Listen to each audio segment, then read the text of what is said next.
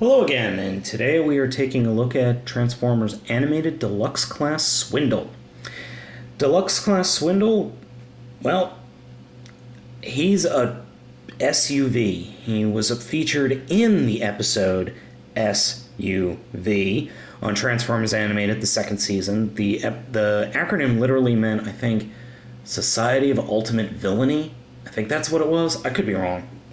But he is what looks to be a Hummer, or a very, very strongly modified Hummer with a really big cannon on top. So I'm just going to pop off the cannon and show it to you really quickly. It's actually pretty cool. It's just looks like a cannon, and it does shoot. Not very far, I might add. It depends on the way you put the missile in. For some reason, I found that when you put the missile in one way, it doesn't work as well. But the cool thing is, if you look at these areas here and here, when the missile isn't in, it's clear purple. It might show up differently on camera with the light. But when you push it in, it's loaded with orange. So, yeah, that doesn't fire very high at all. So, I'm going to put this off to the side. Figure is pretty cool in this mode. I'm really digging the vehicle mode. It's just a cool little truck. Very small truck, though. I mean, very small. So let's go ahead and get him transformed. Oh, I meant to say, bottom, there is Robot Kimball. So let's, like I said, transform him. I'm going to start with this grabbing the back here, and then just kind of breaking it off. And swing this whole section down, and then snapping it into place. That'll form the legs. A little Gerwalk truck. So take the rear wheels and rotate them under like that. Next thing we're going to do is take that piece, rotate it up, and that. And that piece, rotate it up, and then take this whole section and just flop it back thusly. And take your finger and push it up there, and that'll bring up the head. Or if your finger's small enough and your nails are long enough, you can just grab it in here. So now he looks really silly.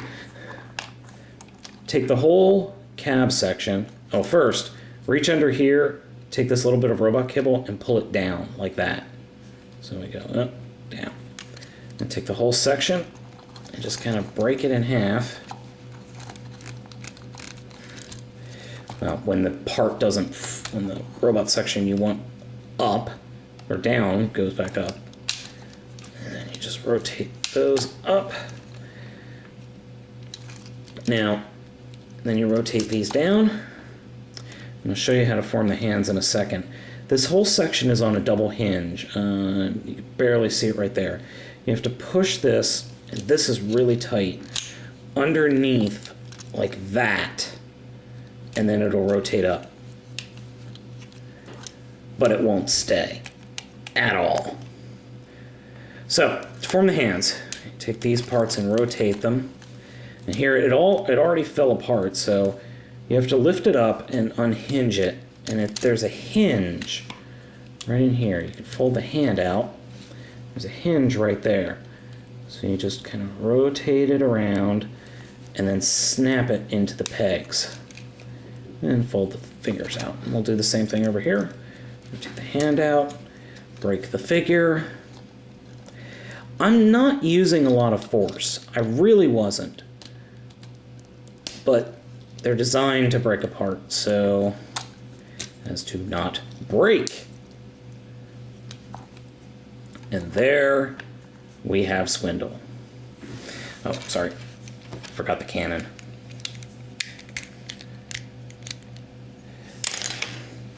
And my cannon went off. So it goes right here. Or on either, no, actually you can only put it on that arm. So there we go. There's Swindle. He looks okay. Let me put him back a little bit so we can get some more light. Doesn't look bad. He's got some really great detailing. I'm not sure if you can see it, but behind the window here, he's got some really fantastic detailing. He's got light piping on his head. I never show off light piping because, oh well. It's got a lot of clear purple in this mode, especially in the limbs. But he's pretty cool. I don't care for the hands being giant claw things, but that's really that sacrifice had to be made due to the transformation and the alternate mode.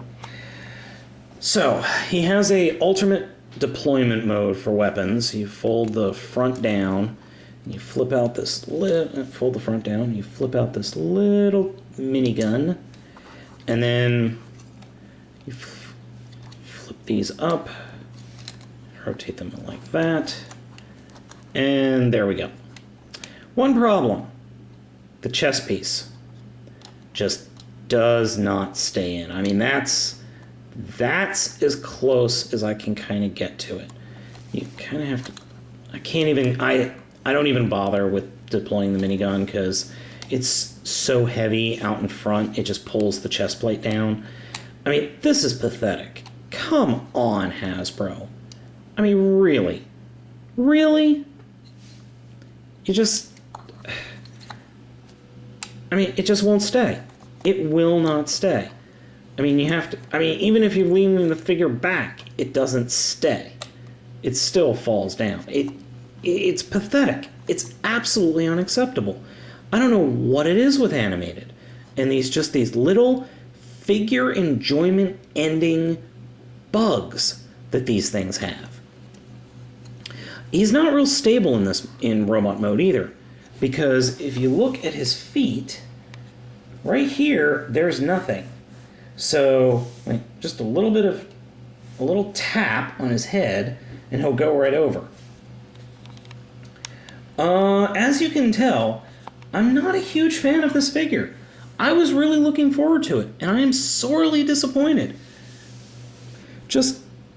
He's not that interesting to look at. He looks more interesting in vehicle mode, and he's just an SUV in vehicle mode. In this mode, I'm not even happy with him. I mean, his cannon is too big to be held. Unless, can you do it like that? No, fail.